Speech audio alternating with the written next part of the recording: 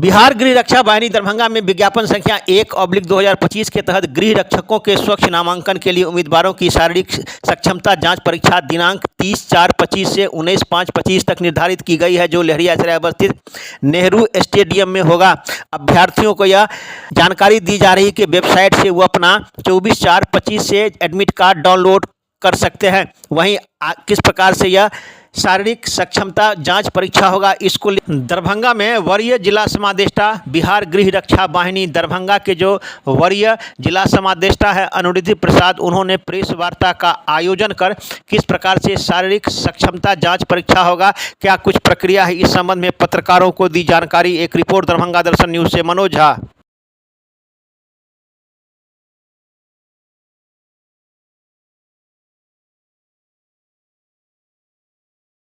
आज का प्रेस वार्ता का मुख्य उद्देश्य ये है कि बिहार रक्षा वाहिनी के तहत 15,000 होमगार्डों की बहाली निकली हुई है, जिसका विज्ञापन निकल चुका और फॉर्म फिलअप हो चुके हैं। अब एडमिट कार्ड जारी होना शुरू हो गया है। दरभंगा जिला में इस विज्ञापन संख्या 1/2025 के तहत 741 पद रिक्ति निर्धारित हैं। उस आधार पर यहाँ एग्ज़ाम होना है। जो फिजिकल होने हैं वो 30 अप्रैल से लेकर 19 मई तक होंगे। इसके लिए आज दिनांक 24/4/2025 से एडमिट कार्ड भी डाउनलोड होना शुरू हो गए हैं। टोटल हमारे दरभंगा जिला में 16,893 अभ्यर्थियों ने फॉर्म भरा है और इसके आधार ये प्रोसेस है कि सबसे पहले अभ्यर्थियों ने फार्म भरा, अब एडमिट कार्ड जारी होने शुरू हो गए हैं और हम लोगों ने शारीरिक सक्षमता परीक्षा 30 अप्रैल से शुरू कर दिए हैं, जो 19 मई तक चलेंगे। इसके लिए आज से जो एडमिट कार्ड डाउनलोड हुए हैं उसमें सभी वेन्यू हमारा जो नेहरू स्टेडियम पोलो मैदान है लहरियासराय में, वहाँ पर रखे गए हैं। सबसे पहले सुबह 5 बजे से शुरू होंगे और 8 बजे तक उनको जो दिए समय रिपोर्टिंग का समय दिए गए हैं, जो उनके एडमिट कार्ड पर भी अंकित है। तो वहाँ पर पोलो मैदान में आएंगे, जो ऑडिटोरियम का जो गेट है वहाँ पर से प्रवेश होगी। उसके बाद मुख्य जो इस मैदान का जो गेट है वहाँ पर उसी गेट के निकट निबंधन काउंटर रखा गया है और उसी के अंदर जितने भी फिजिकल टेस्ट होंगे पोलो मैदान के अंदर होंगे, जिसमें सबसे पहले दौड़ होगा। दौड़ में जो बच्चे अभ्यर्थी पास होंगे वो हाइट और चेस्ट का नापी होगा। यहाँ पर एलिमिनेशन जो निकाला गया है, डिस्क्वालीफाई जो किया गया है, दो ही जगह पहले क्या होता था कि लंबी कूद, ऊंची कूद और गोला फेंक में भी डिस्क्वालीफाई किया जाता था, लेकिन इस बार मुख्यालय ने परिवर्तन कर दिया है। डिस्क्वालीफाई 2 जगह होंगे, एक होंगे दौड़ में यदि नहीं वो पास होते हैं तो वहाँ से हट जाएंगे और यदि वहाँ से पास होते हैं तो हाइट चेस्ट पर जाएंगे। यदि हाइट चेस्ट पर वो जाते हैं, हाइट चेस्ट पर वहाँ भी डिस्क्वालीफाई होते हैं तो आगे नहीं बढ़ेंगे, लेकिन वहाँ पर यदि पास हो जाते हैं, उनका चेस्ट और हाइट सही मानक जो अहर्ताएँ दिए गए हैं उनके अनुसार रहेंगे, तो वो लंबी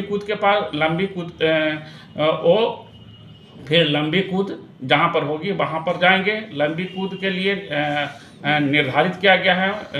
वहीं से मार्च जो 15 नंबर के होंगे वो लंबी कूद के लिए अधिकतम 5 अंक है, ऊंची कूद के लिए 5 अंक है और गोला फेंक के लिए 5 अंक है। उसी पर मेधा सूची निर्माण किए जाएंगे। 1600 मीटर की 6 मिनट में पुरुषों के लिए और महिलाओं के लिए 5 मिनट में 800 मीटर की दौड़ होगी। गोला होंगे महिलाओं के लिए और थर्ड जेंडर। अब इस बार एक हमारे यहाँ थर्ड जेंडर भी फॉर्म भरे हैं। उनकी कितनी संख्या है? संख्या एक है, हम सीट भी एक है और वो भरे एक हैं। अब यदि वो पास कर जाते हैं तो उनका अपना पद एक हो जाएंगे। तो महिलाओं के लिए और थर्ड जेंडर के लिए दौड़, थर्ड जेंडर के जो होते हैं महिलाओं के ही अर्हता के पूरा करना होता है उनको। तो उनके लिए 5 मिनट में, दौड़ के लिए 800 मीटर 5 मिनट में है।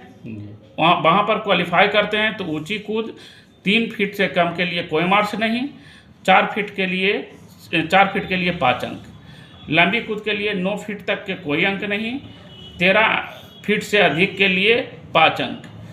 उसी प्रकार गोला फेंक जो उनका पुरुष हैं उनके लिए 16 पाउंड है, जबकि महिलाओं के लिए 12 पाउंड का होगा। वो 10 फीट तक के लिए कोई अंक नहीं और 14 फीट से अधिक के लिए 5 अंक निर्धारित किए गए हैं। सर मेरे 2 सवाल है। पारदर्शिता करने के लिए सभी बायोमेट्रिक भी होंगे और RFID से हो रहा है ये दौड़, क्योंकि वो चिप्स लगेंगे और चिप्स के आधार पर वो जितने देर में सेकंड का भी वहाँ पर हिसाब रखा जाता है RFID में कि सेकंड से भी कोई डिस्क्वालीफाई होंगे तो भी आ जाएंगे। तो इसीलिए उसमें पारदर्शक सभी को वो जैकेट दिए जाएंगे जिसमें RFID लगे हुए रहेंगे, उसके आधार पर दौड़ होगी। फिर वो चेस्ट और हाइट के लिए भी वहाँ पर डिजिटल हो रहा है, कोई मैनुअल नहीं हो रहा है। फिर जहाँ पर लंबी कूद होगी, ऊंची कूद होगी और गोला फेंक होगा, सभी डिजिटल हो रहे हैं। इसलिए डिजिटल होने के कारण ये पूर्ण रूप से पारदर्शी होंगे।